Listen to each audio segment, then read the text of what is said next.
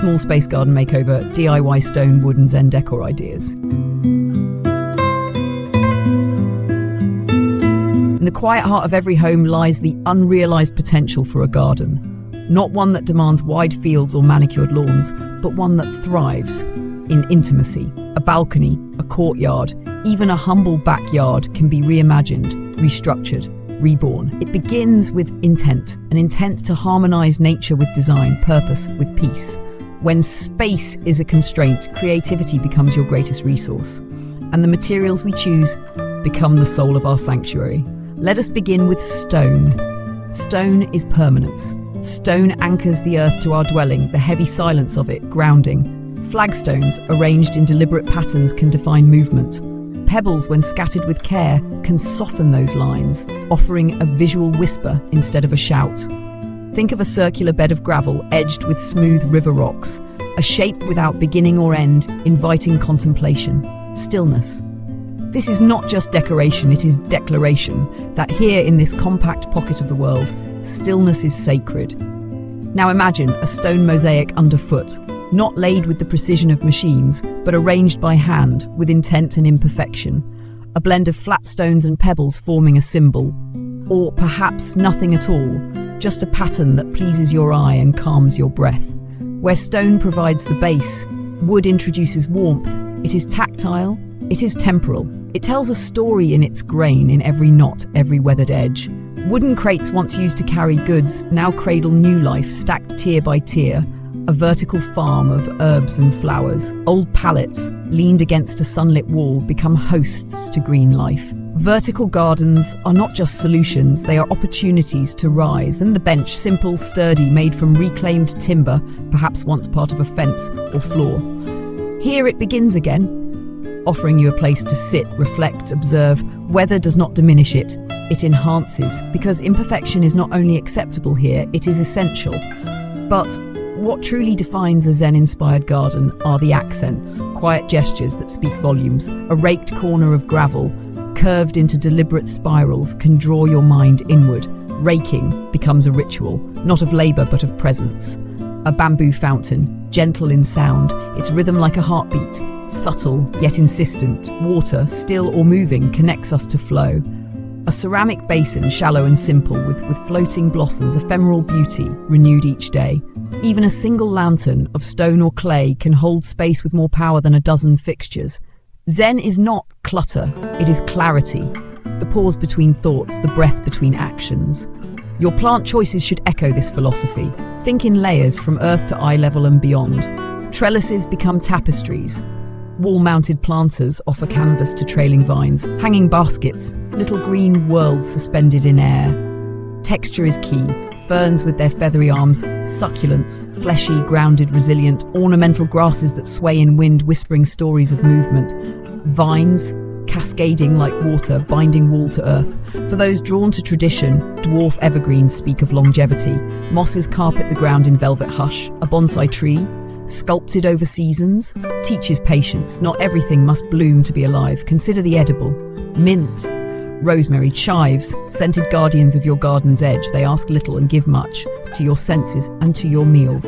And then there is light, often forgotten. But in a garden, light is feeling. It reveals, but also conceals.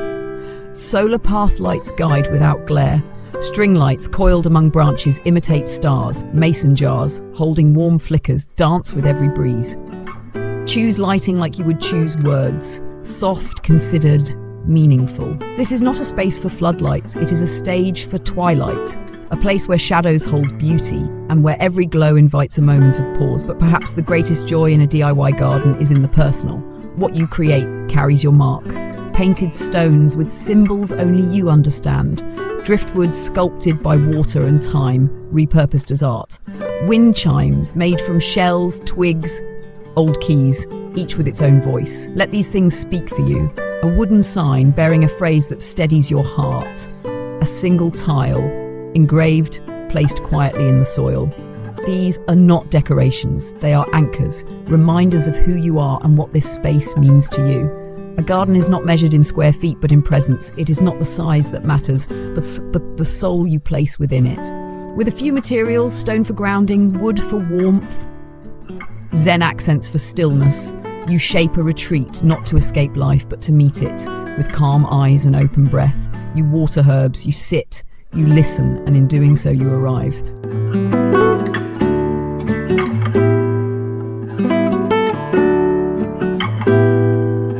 As we move further into the essence of design, let us now consider the transition from planning to layering.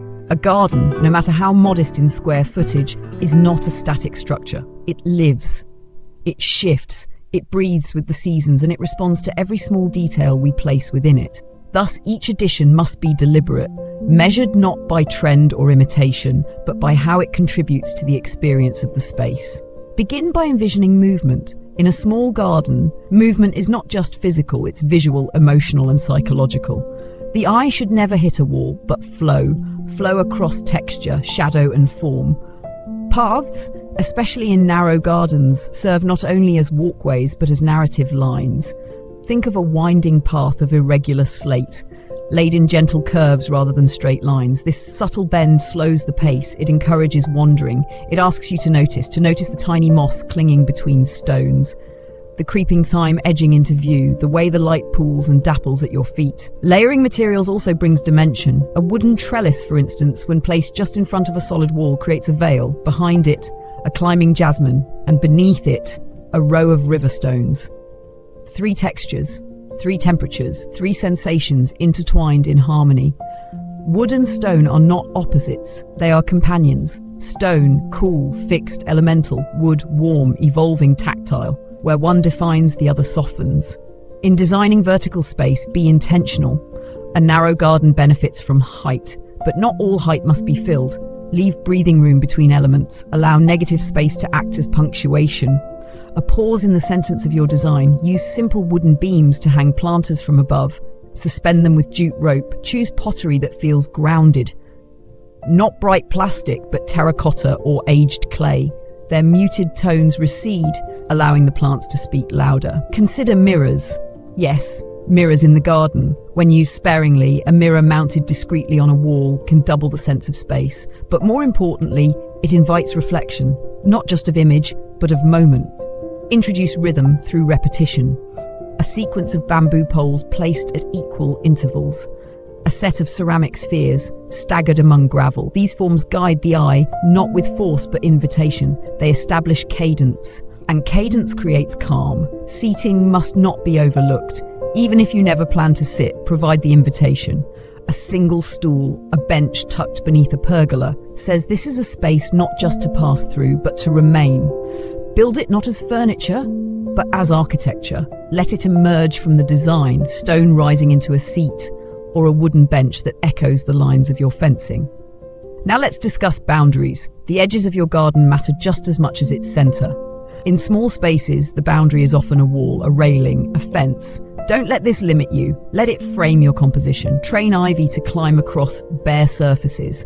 Hang wooden panels vertically aligned to create depth. Install shelves with pots at staggered heights, letting green life rise and spill over each edge. Create nooks. Every garden needs secrets. Even in a space no larger than a hallway, a corner can be cloaked with a tall grass or a wooden screen to form a retreat within the retreat. Plant selection should evolve now. We've already introduced texture and greenery. Now, consider mood. Aromatic herbs such as lavender and lemon balm not only provide scent but memory.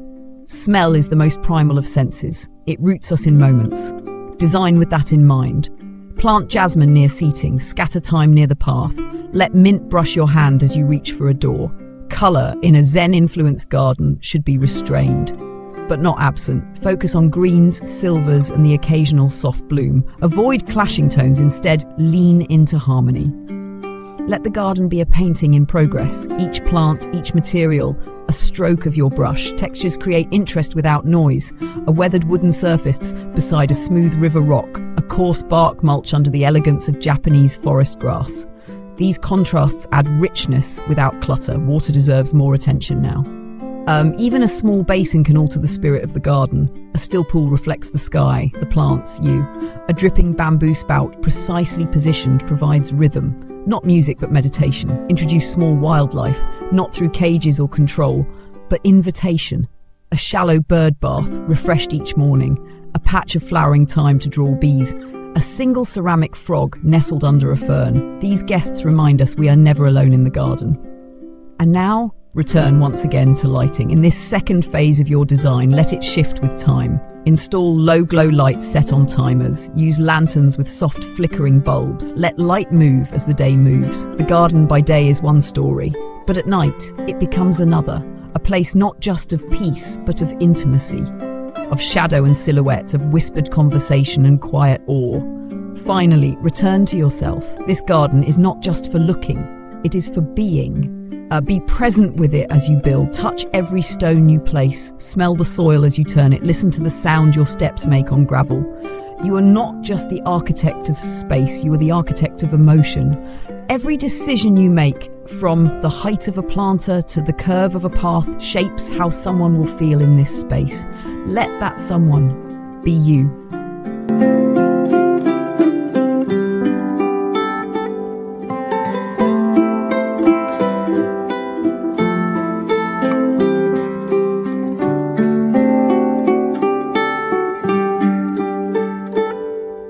Now that the structure is complete, we move into refinement. This final phase is about integration of meaning, memory, and rhythm. Because a garden, no matter how well composed, is incomplete without intimacy, without story, without you.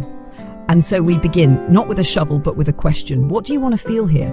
Not just see, not just show, but feel. Is it stillness? Then reduce. Strip away what distracts. Choose fewer plants, wider spaces between forms, one bench, one lantern, one stone, placed exactly where the light falls in the evening. Is it inspiration? Then add variation. Introduce climbing roses, unexpected textures, a path that curves slightly more than it should, just to invite wonder. Maybe a sculpture, abstract or found, a piece of driftwood, a rusted iron tool. Let it whisper a story. Perhaps it's comfort, then soften everything. Let moss crawl over bricks, let vines dip low. Use round stones instead of sharp ones. Let your seating hold pillows, water-resistant, earth-toned. Make it a place you return to, not out of habit, but longing. The personalization continues in what you make. Yes, make. This is a DIY garden. Do not stop at placing and planting. Craft something with your hands. A wind chime from copper pipes and driftwood, a painted stone that marks a turning point, literal or emotional, a mobile of feathers and twine that dances in the lightest breeze. These are not decorations. They are memory made visible.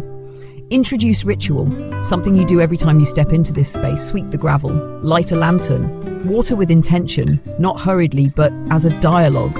Say good morning to the plants, say good night. Create transitions, even in a small space. Movement should feel like entering another world. Step down onto stone, pass beneath a simple wooden arch. Let bamboo curtains rustle as you push them aside. These shifts signal the mind. Here is elsewhere. Here is a boundary, and you have crossed it. Pay attention to sound. A garden is not silent, nor should it be. What do you hear? The crunch of gravel underfoot, the rustle of tall grass, a soft trickle of water, the clink of bamboo as the wind nudges it. These are the breaths of your garden. Welcome them. Smell, too, is a sculptural material. Inhale rosemary when you brush by it. Notice how lavender unwinds your shoulders without asking permission. Plant lemon balm near the edge of a path, so its scent rises as you walk. Design your garden like a song. One note leads to the next, each scent a verse. And then there's the unexpected. Leave room for it, for surprise, for accidents, a seed that finds its own place and grows, a crack in the stone where moss thrives, a bird that nests in a corner you thought too quiet. These moments are not errors, they are grace. Let your garden evolve, don't over-control, let it speak and listen. Now, think about the seasons. This garden is not just for spring, not just for bloom. Design it to be alive all year. In summer, shade with climbing vines. Let water cool the air. Let the stone radiate warmth after dark. In autumn, celebrate decay, golden leaves, dry branches, the crisp sound of wind through reeds. In winter, silence. Evergreens, lanterns glowing against bare walls. Even a dusting of frost becomes poetry. In spring, resurrection, fresh shoots, new color, the joy of return. Your materials, your plants, should echo this rhythm. Choose those that age gracefully, that fade beautifully, that hold memory in their form. Now return to the edges, reevaluate the boundaries. Are they still right? Are they inviting? Have the vines filled in as hoped? Has the trellis become too dense? Adjust not in haste, but in response. This is not a finished painting. It is a living canvas. Add a small table if the space allows, a single chair, perhaps a teacup. Now you don't just tend the garden, you inhabit it. Let your hands show. Let the wood grey naturally. Let the ceramic chip at the edges. Let the tools rest in a corner visible. This is not a showroom, it is a reflection of life, of imperfection, of beauty in use. And lastly, remember, the garden does not need you, but you need the garden. Not to control, not to display, but to return, to witness, to breathe, to sit in morning silence as light filters through leaves, to feel the rough edge of stone beneath your fingertips, to hear water echo in a clay basin, to smell the air after rain, to say nothing, to do nothing, and to know you are home.